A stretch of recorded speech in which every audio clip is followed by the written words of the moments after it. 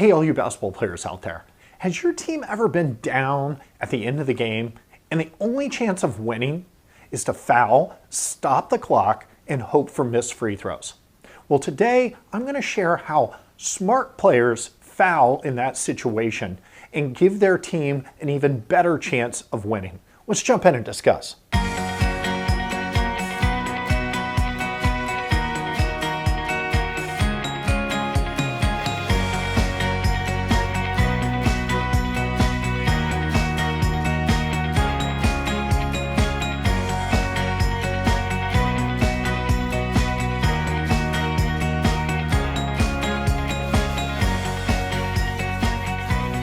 Welcome back to Hard Smart Together. I'm Coach Dave. I'm here every week to help basketball players become the smart, confident players that coaches love.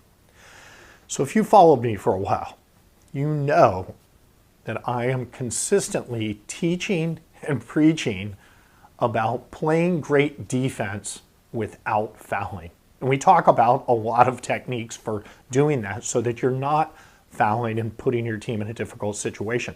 But sometimes you and your team will find yourself in those must-foul situations where you're down at the end of the game and the only way to make a comeback, the only way to potentially win the game is to extend the game by fouling, stopping the clock, and hoping for missed free throws. Well, there is a subtle difference in how the average player approaches that situation and approaches those must-foul situations, and smart, high IQ players approach that situation and having to foul at the end of the game. And we're going to talk about that subtle difference today so that hopefully you're one of those smart players, but if not, we want to make you one of those smart, high IQ players. With that said, if you want to be one of those players that coaches love, be sure to download my 8 intangible skills that coaches love to see in players. I'll put a link below. You can simply go to hardsmarttogether.com/intangibles, download that, and in addition to downloading it, I'll let you know whenever I'm putting out new content like this, and you can follow along. So, I have always found it interesting as I'm watching games, and this time of year is a great time to watch games, right? Because it's tournament time, so there you get a lot of close games, a lot of teams that are trying to make comebacks at the end of the game, and they find themselves in this situation. But whether I'm, watching high school games or college games or whatever, I love to watch this type of situation where one team is trying to make a comeback at the end of the game. It's a must-foul situation. And I love to see the approach of teams and players in these end-of-game situations. Now, I always kind of chuckle when I hear everybody from the sideline, and you've probably heard this in the past, at the end of the game in this situation, screaming, foul, foul, foul. The coach might be screaming it. The players are screaming it. You may have found yourself yelling the same thing at the end of these game situations. Well, I've always chuckled because a smart player might have a little bit different approach than announcing to the entire gym that all we're trying to do is foul. In fact, when I have coached teams in the past, I always had a play call for this situation, and we practiced this specific end of game situation.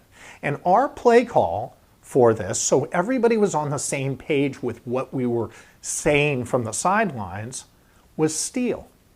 If we were in steal, it meant we're in one of those must-foul situations and we want to foul. And our whole sideline would be yelling, steal, steal, steal, because we didn't want to just announce to the world that all we were trying to do is foul. And we didn't want to just go up and bear hug somebody and intentionally foul them, okay? We had a different approach. And smart players in this situation, okay, they do not just go up with the intent of fouling. They actually aggressively go for the ball while fouling. They go for a steal, okay? Now, smart players aren't just going for the ball. but they are also trying to make contact. So you can't just kind of olay past and go for a steal. You need to actually foul at the same time. But let me tell you what this does and how this will help your team be in a better position to make that comeback. Number one, if everybody's screaming foul and you just go up and intentionally foul and just bear hug somebody or just foul them.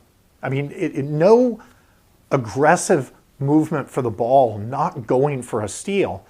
You put it in the hands of the referee to make a call, and that referee could call an intentional foul. And what happens when you get an intentional foul? Well, if you were just going to foul and get a one-on-one and they might miss the front end of the one-on-one, now they're going to get 2 free throws.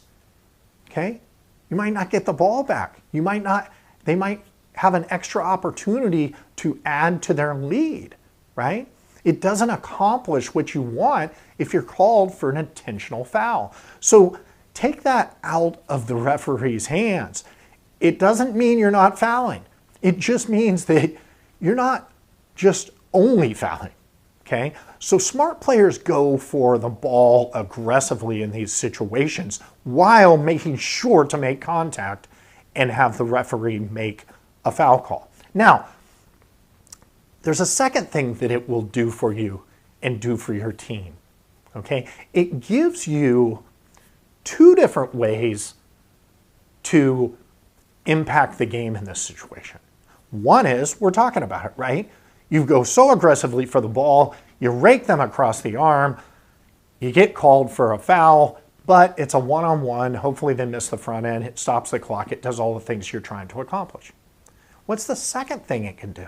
Well, the referee might not make the call and you might actually get the steal. If you're going so aggressively, okay, you're raking them across the arm, you knock the ball loose and you gain possession without a foul being called. Maybe the referees have just swallowed their whistle at the end of the game.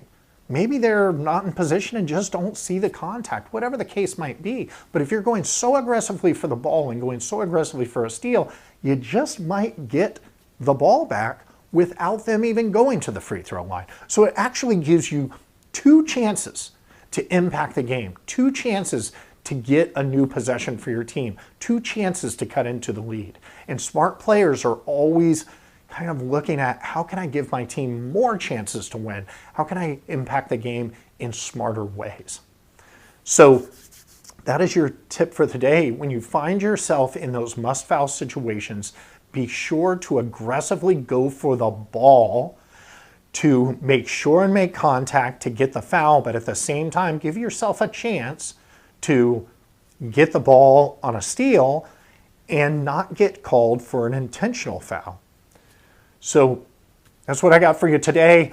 Always like the likes, love the comments. If this helped, please leave a comment below and let me know how this helped you think about those end-of-game situations. And until next week, remember to play hard, play smart, and play together. See you next week.